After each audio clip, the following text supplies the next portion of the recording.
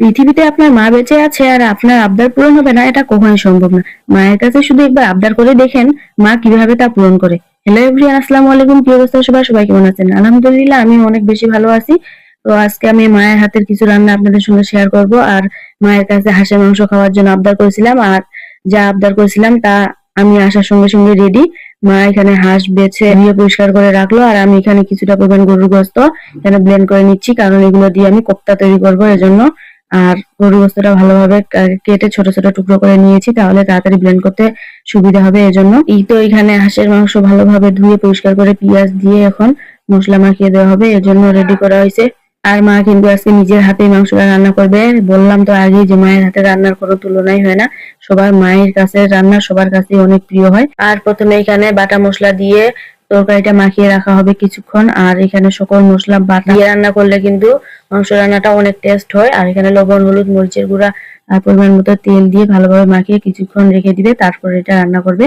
এতে হাঁসের মাংসের গন্ধ থাকে না আর অনেক খেতে মজা হয়। আর এখানে মাংসটা আমার মা নিজের হাতে রান্না করেছিল আর খেতে বেশ মজা হয়েছিল। আর এখানে সমস্ত মশলা দিয়ে এখন এটা মাখিয়ে দিচ্ছে। মাখিয়ে দেওয়ার পর এটা রেখে দিবে, একটু পরিমাণ পানিও দিয়ে দিয়েছে, তাহলে আর পরে অল্প পানি দিলেই হয়ে যাবে। আর এই হাঁসগুলো কিন্তু এখন ছোট হাঁস, বেশি পুরো না, অল্প পানি দিলে সিদ্ধ হয়ে যায়। আর এই তো এখানে প্রায় মাংসটা রান্না প্রায় শেষ। এখানে আমাকে টেস্ট করার জন্য দিচ্ছিল যে লবণ কেমন হয়েছে। আর দেখেন কালারটা কি সুন্দর আসছে।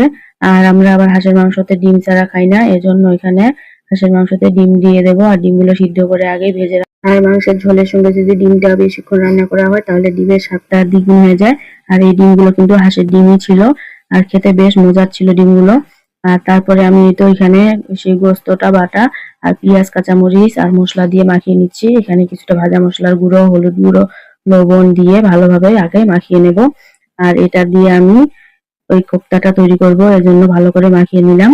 আর মাখিয়ে নেওয়া হলে এর মধ্যে কিন্তু আমি এই ছোলা বুট দিয়ে দিব, কারণ ছোলা বুটটা আগে ভিজিয়ে রেখে তারপর এটা ভালোভাবে আধা ভাঙ্গা করে ভেঙে নিয়েছি। আর আধা ভাঙ্গা করে ভেঙে নিলে কিন্তু এই বড়াটা খেতে এমন ভাবে মাখিয়ে নিতে হবে যাতে এর শেপ দেওয়া যায় সুন্দর সুন্দর গোল গোল। আর পেঁয়াজ আর গোস্তের সাথে যাতে ভালোভাবে মিশে যায়, এই জন্য পরে আমি আরো একটু বুট বাটা দিয়ে দিলাম।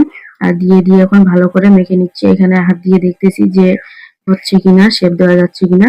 আর তারপরে তো আমি এখানে শেপ দিয়ে নিচ্ছিলাম কয়েকটা, কারণ তাড়াতাড়ি ভাজা হবে এজন্য। আর এখন আমি কড়াইতে বেশি করে পরিমাণ তেল দিয়ে আর এটা এখন ভেজে নেব। আর একটু ধীরে আস্তে আস্তে ভেজে নিলে এটা অনেক ক্রিস্পি হয়। তো আজকে আমার ভিডিওটা কেমন লাগলো সবাই কমেন্ট করে জানাবেন। ভিডিওটা ভালো লাগলে অবশ্যই একটা শেয়ার করে দিবেন, লাইক কমেন্ট তো অবশ্যই করবেন। আর আজকের কোফতাটা আর হাঁসের মাংসটা জাস্ট অসাধারণ, যা বলে